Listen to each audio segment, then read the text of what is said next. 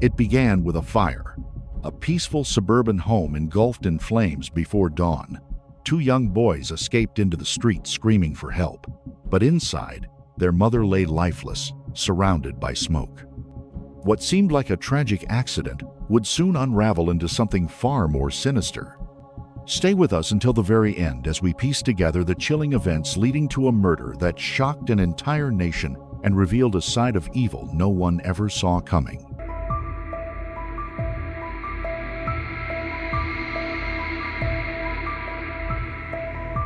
On the 25th of April, 2011, an emergency call was placed to 999 reporting a house fire on Georgia Drive in Nottingham, England. Two young boys managed to escape the blaze along with their family dog as flames consumed the building. Emergency responders rushed to the scene, battling the fire as smoke billowed through the quiet suburban neighborhood. Soon, it was revealed that a woman had died inside the house. A neighbor commented that such events seemed like something from television, but it became incomprehensible when it involved someone they knew.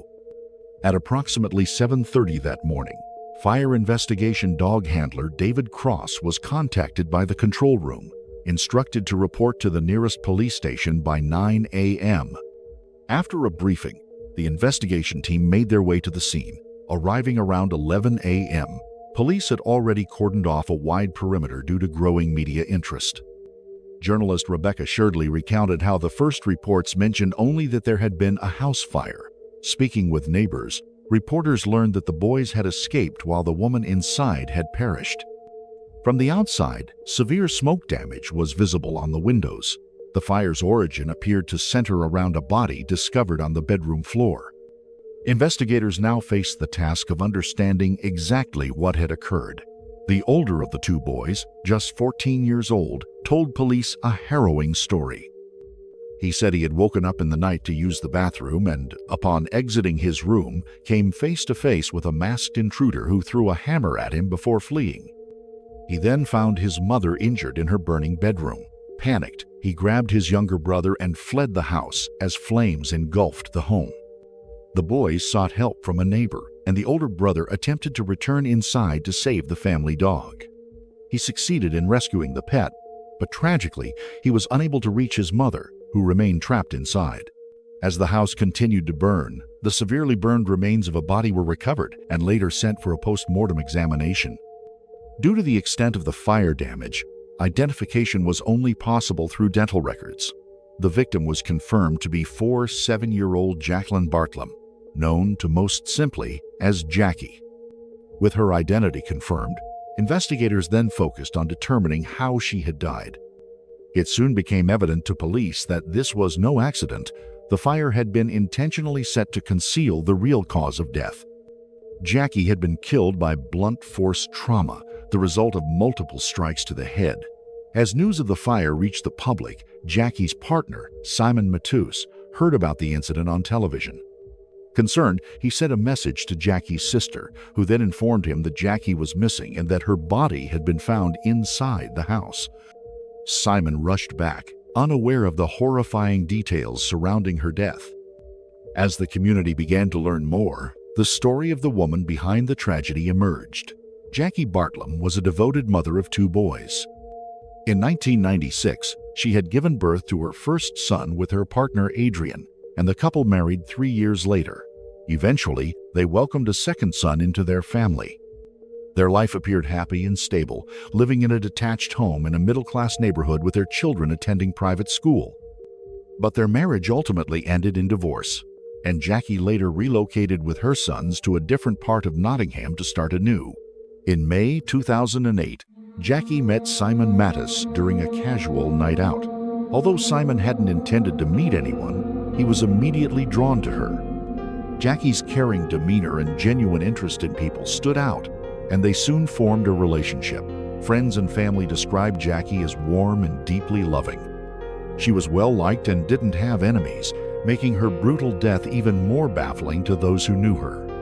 Just 2 days after the horrifying fire, police announced they had made an arrest.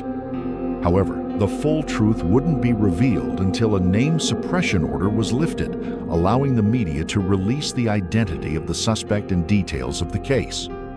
This wasn't a random act of violence by a stranger. The murder had been carefully planned and carried out by Jackie's own son, 4-year-old Daniel Bartlam. Daniel was born on the 11th of November, 1996. His younger brother came along a few years later. Around the age of 8, Daniel developed a fascination with violent imagery. He became obsessed with fictional gore and horror. As time passed, he grew more withdrawn, choosing to isolate himself in his bedroom. There, he would watch his growing collection of horror films, favorites like Saw and A Nightmare on Elm Street over and over, while also immersing himself in violent video games. Just a year after this obsession took hold, Daniel's world changed dramatically. His parents' marriage collapsed, leading to a divorce that saw Jackie taking custody of both children. Wanting to preserve stability, Jackie worked hard to minimize disruption in her sons' lives. She even continued to pay for Daniel's private school education for 6 months after the split. But eventually, the financial strain became too great and adjustments had to be made. Like many divorces, Jackie and Adrian's separation came with serious financial consequences. The strain eventually forced Jackie to pull Daniel out of his private school and enroll him in a local comprehensive. Forensic psychologist Professor Kevin Brown later observed that this change likely caused Daniel to feel excluded, potentially even bullied, and that the perceived loss of status could have deeply affected his self-esteem. At the same time, Jackie and Simon began discussing the idea of moving in together. They both put their homes on the market and began looking for a new place to live as a couple. Though they found several houses they liked, Daniel never approved of any of them. It was around this period that his behavior began to shift even more dramatically. He became increasingly defiant and uncooperative, refusing to help with household chores. Simon described him as selfish and frustrated, clearly unhappy with events that were unfolding beyond his control. Isolated and angry, Daniel withdrew even further, retreating almost entirely into the confines of his bedroom. Much of his resentment appeared to stem from the shifting dynamics at home. His mother's new relationship left him feeling neglected, and the changes happening around him only fueled his growing anger. While he spent long hours upstairs, the family assumed he was repairing laptops, a hobby he'd picked up around the age of 12. He also began making videos and posting them online. But Simon began noticing unsettling signs, particularly Daniel's increasing exposure to violent and graphic media content, which he felt was far too mature for someone his age. Whenever Jackie tried to discipline her son, his responses were often aggressive and hostile. Simon recalled stepping in more than once to protect her. On one occasion, Daniel got so close to Jackie during an outburst that Simon had to physically position himself between them. Daniel then stormed upstairs, unleashing his rage by kicking the banister, punching the walls, screaming, and slamming his bedroom door. Jackie, visibly shaken, had been deeply frightened by her son's increasingly volatile temper. In 2010, Daniel's troubling behavior escalated further when he was reported missing from home by his mother. Overcome with panic, Jackie contacted the police, triggering an urgent search effort. Officers eventually located him at 1 a.m., walking alone back toward the old family home where they had lived before the divorce. He was returned to his mother's residence, and with that, Jackie found herself once again starting from square one in managing his unpredictable behavior. Determined to make a fresh start, Jackie found a smaller and more affordable home in the Arnold area of Nottingham. As they prepared for the move, Simon assisted Daniel with packing his room and was shocked by what he discovered. He found plastic toy containers filled with urine and feces, which appeared to have been hidden and left there for some time. Additionally, he found soiled towels that Daniel had apparently used to clean himself before stashing them beneath the bed. These discoveries left Simon alarmed and increasingly worried for Daniel's mental well-being. His concerns grew more serious when he found yet another unsettling item, a laptop bag filled with Jackie's missing underwear. While this might seem sexually motivated on the surface, forensic psychologist Professor Kevin Brown suggested the behavior was more about seeking attention than sexual interest. These incidents painted a picture of a deeply troubled young boy, and Daniel's issues were also surfacing at school. After a violent outburst in May 2010, he was referred to the school counselor for intervention. As Daniel continued therapy, the sessions revealed even more disturbing insights. He spoke of hearing voices that encouraged him to harm others and described vivid hallucinations involving murder. He claimed that his school tie, which he had named Fred, had a life of its own and was trying to suffocate him. He also spent hours writing stories which, according to Simon, often revolved around children attacking one another. His drawings were filled with graphic imagery, frequently depicting scenes of people attacking each other. This was nearly a year and a half before Jackie's death, at a time when Daniel's fascination with violent media had begun to evolve into something far more dangerous as he started creating disturbing content of his own. Around this period, Daniel developed a strong interest in British soap operas. He became particularly captivated by Emmerdale and Coronation Street, with one character in the latter catching his attention more than others. John Stape, who first appeared in 2007, had evolved into one of the show's most notorious villains. His storylines included kidnapping and multiple murders, culminating in his death in 2011. One memorable plot featured him violently attacking Charlotte Hoyle with a hammer, then attempting to conceal the crime by leaving her body in the aftermath of a tram crash. Daniel grew fixated on this storyline. He began crafting his own fictional tales, inserting himself into soap operas and imagining a future where he was the most celebrated soap star of all time, having appeared in a show for 50 years. These fantasies highlighted an intense desire for recognition, whether through fame or infamy. Immersed in his imaginary world, Daniel struggled to distinguish fantasy from reality. His fascination with these dramatic narratives further fueled his dangerous detachment from the real world. By March 2011, only 6 weeks before Jackie's murder, Daniel underwent a mental health assessment at Thornywood Child and Adolescent Mental Health Services. Despite his disturbing behavior and obsessions, the evaluation concluded that the boy did not suffer from any mental illness and posed little to no danger to anyone, including himself. This judgment would later prove to be tragically flawed. As April progressed, Daniel's relationship with his mother continued to deteriorate. The emotional distance between them had widened, and Daniel's anger remained focused on her.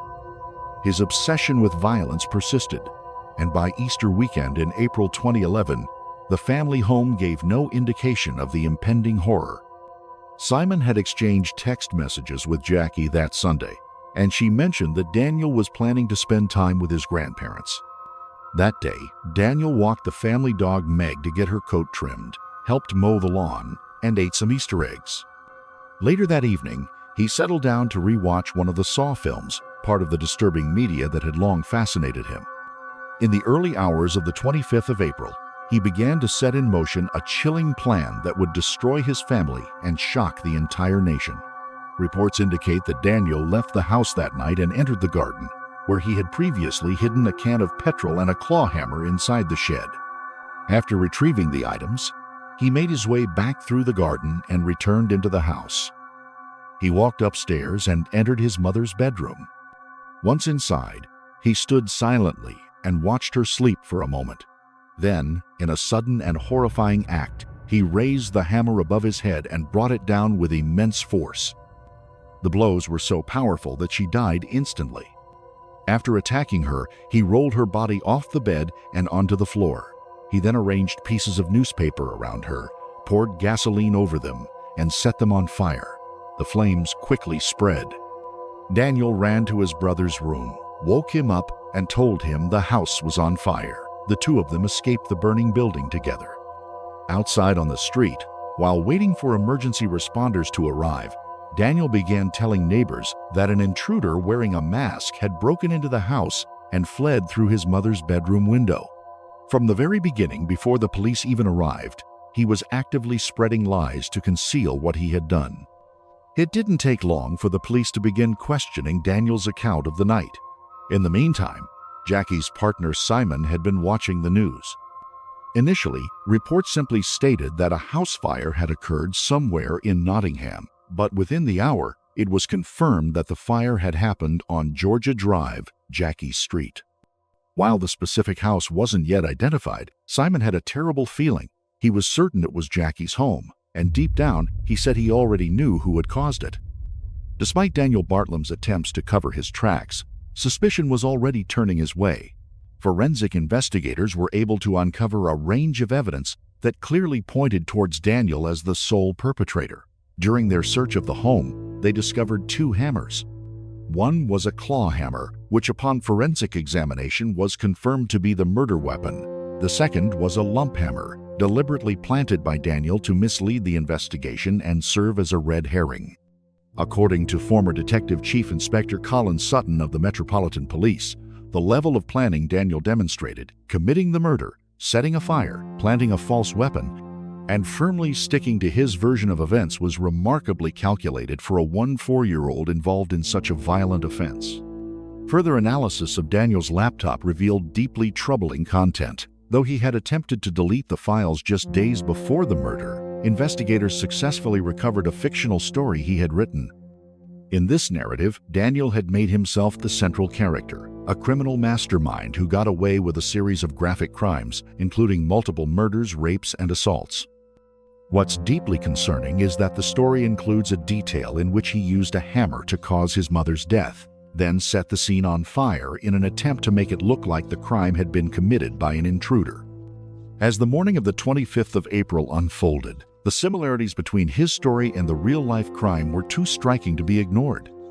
Like the fictional Daniel in his writing, the real Daniel also told police that the attack had been carried out by someone who had broken into the home. In the story, the character had written that the only person he couldn't fool was his mother, so he made it appear as if there had been a break-in before murdering her and setting the house ablaze.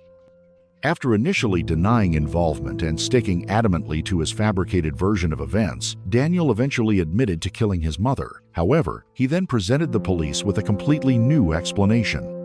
On the day of the murder, he claimed, he and his mother had argued and she had gone to bed upset.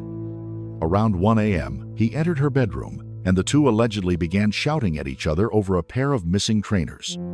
He said that following this heated exchange, he returned with a hammer and took her life in the midst of anger. But investigators believed otherwise, suggesting that this wasn't an impulsive act of rage, but rather a calculated and premeditated plan. The account Daniel gave of the attack did not align with the evidence officers had uncovered.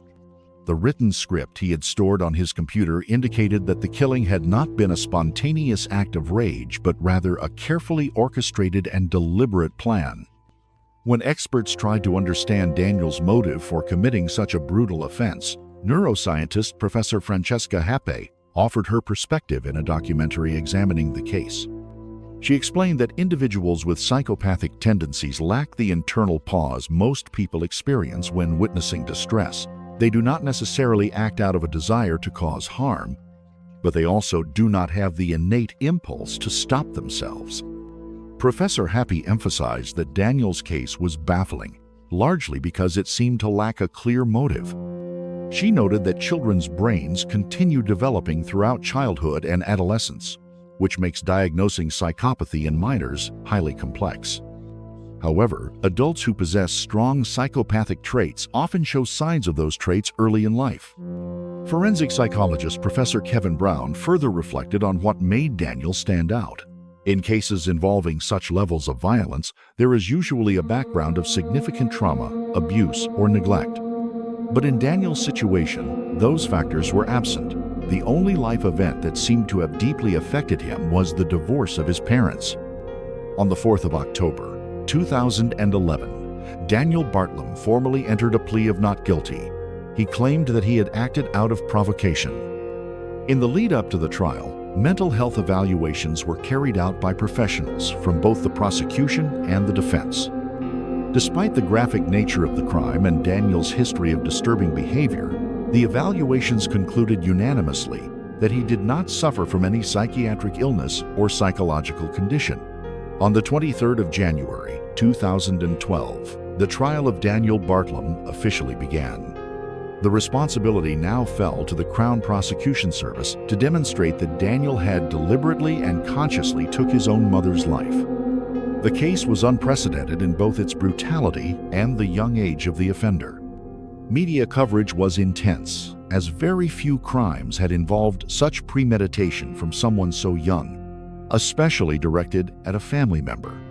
Journalist Rebecca Sherdley, who followed the proceedings closely, was struck by how young Daniel appeared. He looked much younger than his 14 years, closer to 11 or 12, and initially sat quietly in the dock. But when cross-examined, Daniel revealed a different side. His behavior turned arrogant, and he responded to questions with confidence, showing none of the meekness seen earlier. Throughout the trial, he often placed his head in his hands, but it did not seem to stem from guilt or shame. Observers noted that he was peeking through his fingers, seemingly more interested in who might be watching him than in the gravity of the proceedings. Simon Mattis, the man who had been in a relationship with Jackie, interpreted Daniel's demeanor as a calculated performance. There were no visible signs of remorse, and Daniel gave the impression of being indifferent to the trial altogether. When questioned by his defense about his intentions, Daniel stated that he had not planned to kill his mother at that specific moment. The court was presented with evidence showing that Daniel had immersed himself in a fantasy world where fiction and reality had become dangerously blurred. He admitted that in the stories he created, his character always managed to evade justice, and he had convinced himself that he could do the same in real life. Faced with overwhelming evidence, the defense attempted to shift the narrative by arguing that Daniel had experienced emotional and physical abuse from his mother, which led to a sudden loss of control.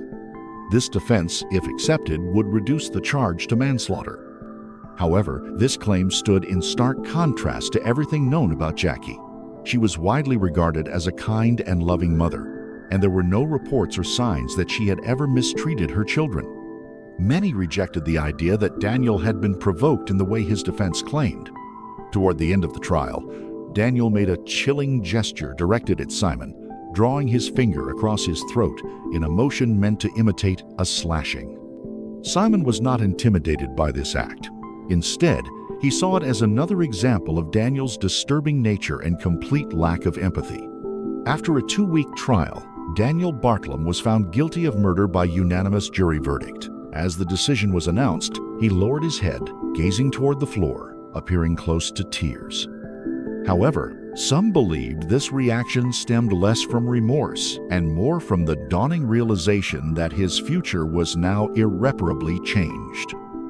During sentencing, the presiding judge, Mr. Justice Julian Flo, remarked that although disagreements between mother and teenage son were not uncommon, there had been no evidence supporting claims of abuse made by Daniel during the trial. The judge described the crime as grotesque and senseless. On the 2nd of April, 2012, Daniel Bartlam received a life sentence with a minimum term of 16 years. He will be eligible for parole in 2028, though release will depend on whether authorities consider him to remain a risk to society. The case was deemed shocking in both its nature and execution. It became clear that Daniel had not acted impulsively. Instead, he had planned the murder, carried it out violently, and then attempted to destroy evidence by setting the fire. He repeatedly lied to investigators, which only unraveled after witness testimonies contradicted his statements. Further scrutiny of his computer revealed a deleted story in which a character named Daniel Bartlam killed his mother in nearly identical circumstances.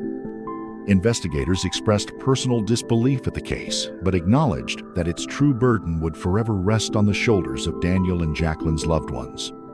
Throughout the investigation and trial, the family had shown strength, though it was unlikely they would ever fully come to terms with the loss.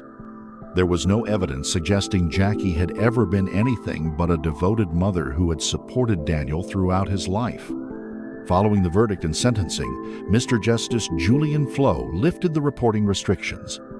The decision to reveal Daniel's identity and allow full public disclosure of the case, despite his young age, enabled the press to report the full scope of the crime and its circumstances. Detective Chief Inspector Kate Maynard, who led the investigation, stated that she had never encountered a case as horrifying as this one. The sheer level of violence, the degree of planning, and the extensive lies told throughout were not only shocking but also deeply unsettling. That a 14-year-old boy could commit such a calculated act was chilling. The murder had devastated everyone involved. Daniel Bartlam remained the only one who knew the full truth, and he had consistently lied while attempting to tarnish Jacqueline's reputation. Those who knew her had no doubts. She lived for her children and was a warm, loving mother. There remained hope that one day Daniel might reveal the complete truth, as there were still gaps only he could fill. In a statement issued on behalf of the family, Jackie Bartlam's parents rejected Daniel's portrayal of her as a bad mother. They described her as a wonderful, caring woman who was always ready to help those in need. The family admitted they were still struggling to comprehend what Daniel had done. They found it nearly impossible to articulate their pain, explaining that there were no true winners in this situation. They had lost Jackie, but also Daniel, because of what he had done. Although the court had reached what they believed was the right verdict, the emotional impact remained profound. The hardest question, the reason behind the crime, was one that only Daniel could answer. Simon, Jackie's partner, later shared that he neither hated nor loved Daniel anymore, claiming to feel nothing at all. He believed in forgiveness, but acknowledged that some actions could not be forgiven. In recent developments, Simon received a letter from the Ministry of Justice informing him that Daniel Bartlam's sentence would be reviewed since he had transitioned to an adult prison. The review aimed to assess whether his sentence tariff could be reduced based on the idea that young offenders might change more quickly than adults. Simon was appalled by this possibility. He expressed absolute opposition, doubting Daniel's capacity for rehabilitation due to the horrific nature of the crime and the manipulative behavior he had exhibited. His only fear was that Daniel might deceive the parole board into thinking he had changed. He did not fear Daniel himself. The full truth of what transpired on that tragic night might never be fully known. Only Daniel Bartlam holds all the answers. However, those who knew and loved Jackie are determined to ensure that she is remembered not for the tragic way her life was taken, but for the loving mother and caring partner she truly was. This case is a chilling reminder that evil does not always wear a mask. Sometimes it grows quietly, behind closed doors, fed by isolation, unspoken rage, and unchecked obsessions. Daniel Bartlam was not a stranger in the night. He was a son. And the most haunting part is not just the brutality of his crime, but how carefully he plotted it and how convincingly he tried to deceive those around him. Let this story be a stark warning. Violence, when nurtured in silence, can explode in ways no one is prepared for. We owe it to future Jacquelines to intervene before it's too late.